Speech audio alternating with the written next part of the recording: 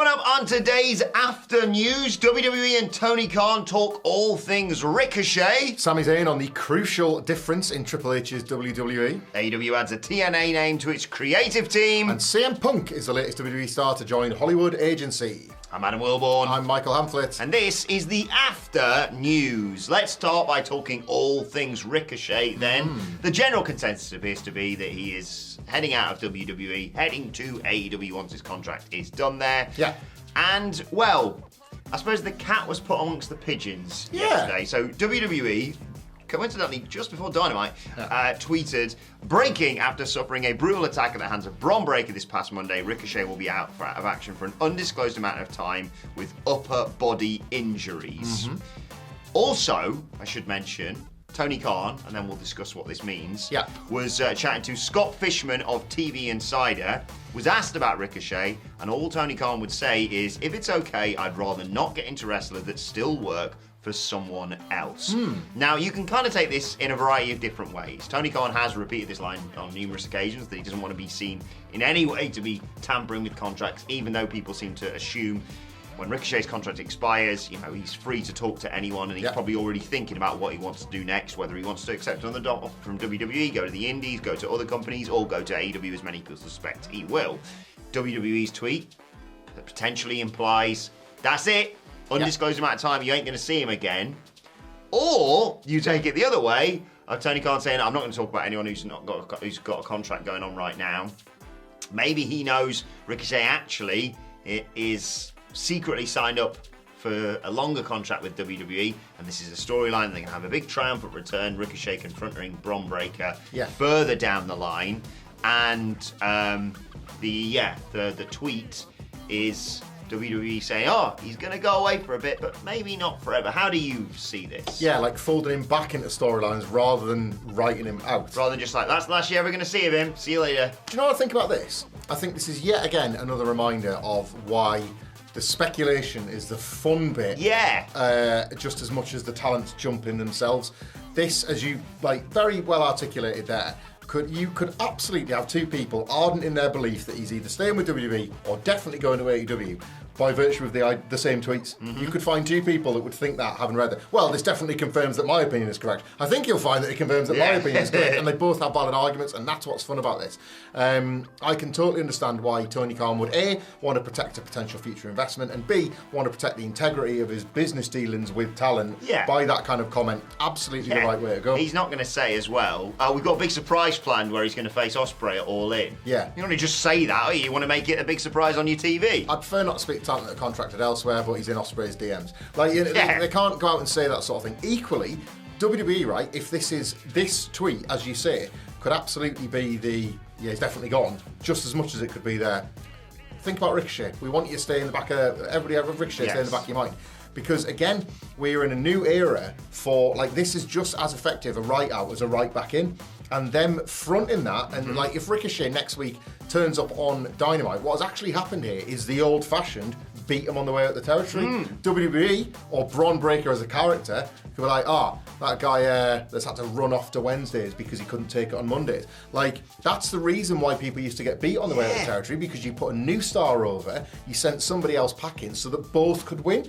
The rest of that left could say, I'll beat everybody over there and I'm here for new competition. The guy that beat the guy says, I chased him out of town. Everybody can win off the deal. We're having fun speculating where he might turn up at any given moment. You're having fun in the comments section speculating where Ricochet's going to end up in a few months. Have those fights, as long as you're relatively kind to each other, with your very reasoned arguments from these tweets.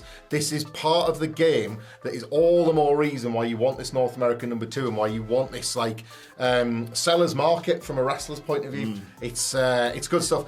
I think that my belief that he was going to AEW has been solidified by this. But again, I wouldn't fight anybody for now thinking the opposite. There is this long-held belief that in WWE, once you're gone, you're gone. Double G, double O, double N, gone.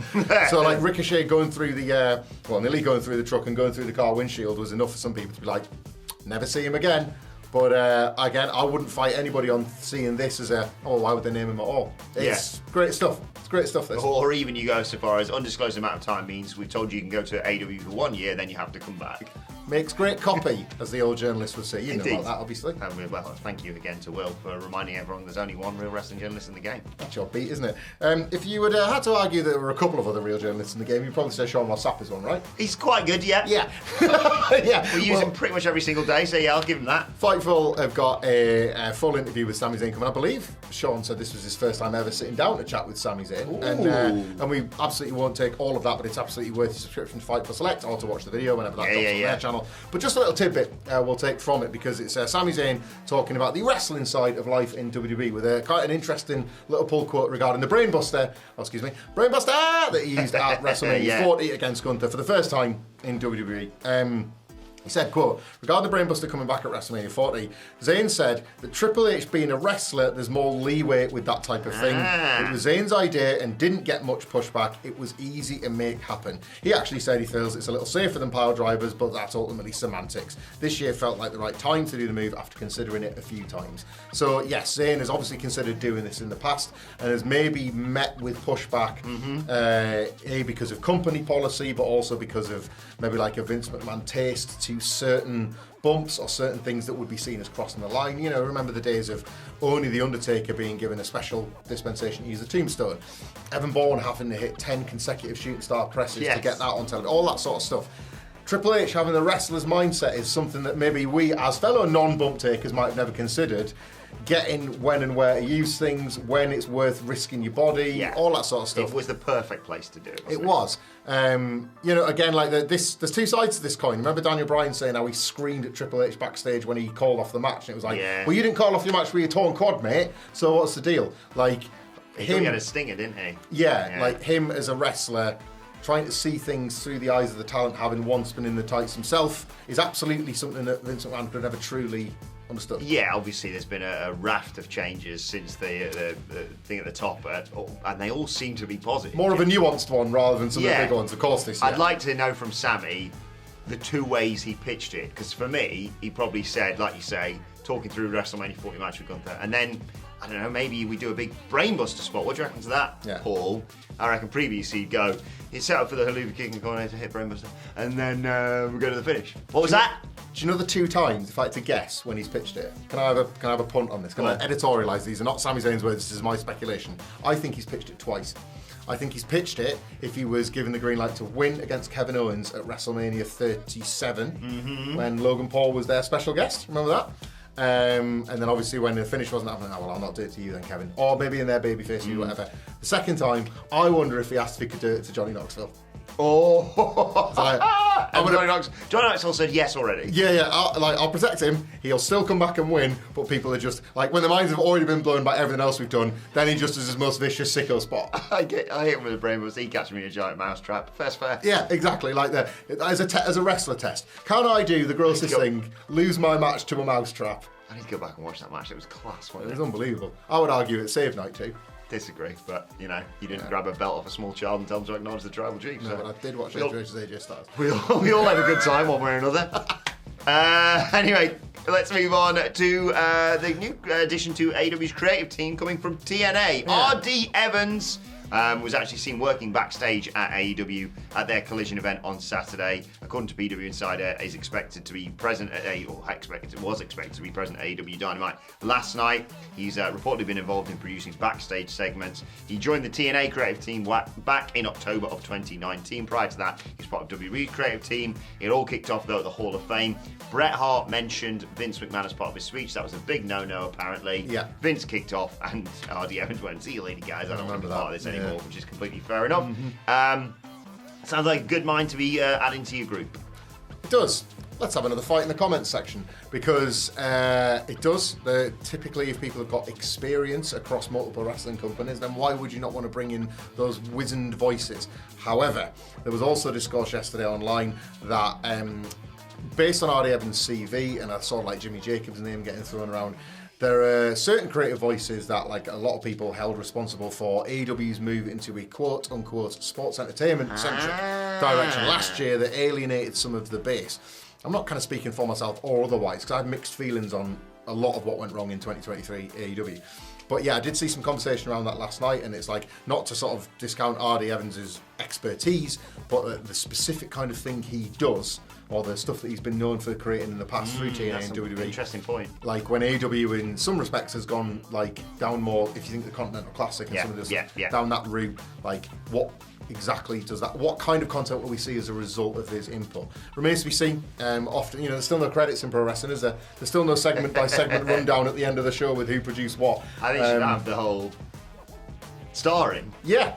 I'd be well up for that. Like, let's see the creative direction between, like, a producer's credit in, like, an awesome match. Like, somebody giving... It's nice finding that out. Yeah, somebody giving credit for who did some great scripting in a segment. Like, seeing that it was absolutely Chris Jericho, and Chris Jericho only did the learning tree. It's worth holding people responsible for the quality of their television. Yeah, give them credit or punish them, depending on how bad the segment is. No, we're putting our faces out here. You know that we're absolutely responsible for this, Jack. And this is completely scripted, the entire news. There's a teleprompter just underneath the camera there. Well, just make it up as we go along. Speaking of which, Wilborn, I'm kind of struggling with this one because the next story is about CM Punk being the latest the WWE superstars who signed with the Paradigm Agency. We of course saw that Tiffany Stratton and Damian Priest recently joined as part of their attempt to use WWE as a route, of course, into Hollywood. The Punker has made some films in the past, but presumably he wants to make more with his re-raised profile in pro wrestling over the last few years. Only thing is, like, we're what culture? We're aggregators more than we are reporters, despite this guy's journalism expertise. So we look around and try and find some sources for this. And the source for this one, I've only gone and forgotten it. It's fallen right out of my head. He said to me before we went in, I'm not sure if you'll, get the bit that we're doing. I do. I can tell you the people who've reported this is a deadline. That's right. I think they're substantially less corrupted than that might make it sound. But they're into the Hollywood scene, so they're kind of on the up and up. We need someone to launch a website called Battleground, and we've made it. Yeah, every single day they're getting a plug. God damn it. A bit like the beautiful Oyo Hotel and Casino, who now that we're DM, Twitter friends can get a plug anytime they goddamn want, especially over next 19th and 20th of April 2025 for WrestleMania in Las Vegas. See you there. We're going at least. Be a great location for a live show. Book early. So Priest and Stratton are on the Paradigm books. Punk's done Mayans MC, Heels, the TV show. He was also in The Girl on the Third Floor, Jacob's wife. I saw a low-budget thing he did backstage at Wembley last year on TBS. I think it was. He was pretty good in a fight scene. So he's looking forward to hopefully getting more Hollywood opportunities as a result of signing for Paradigm. Yeah, it makes sense. Obviously, he's joined WWE. They produce cinema on a weekly basis. All adds up this. We've lost them. We've lost. We had a good run. Yeah. It's one of those kind of throwaway stories, like you say. People like Tiffany Stratton and Damian Priest just make sense, long-term career stuff.